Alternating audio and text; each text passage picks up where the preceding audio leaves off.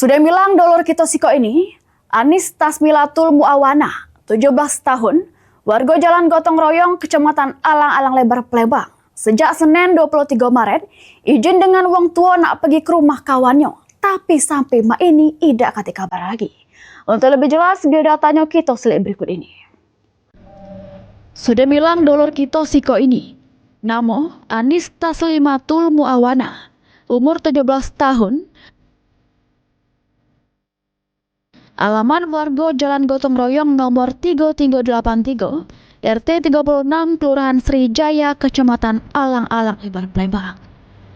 Adapun ciri-ciri korban: kulit sawo mateng, rambut ikal panjang, badan kurus dengan tinggi 170 cm.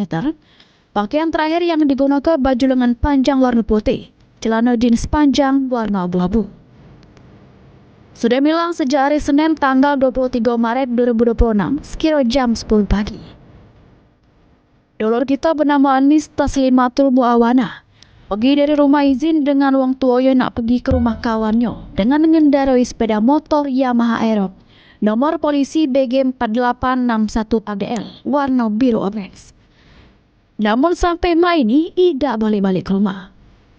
Bagi pemirsa PAL TV yang pernah nyelik keberadaannya, baca hubungi ke nomor telepon 0813 6860 8094 atas nama Supeno.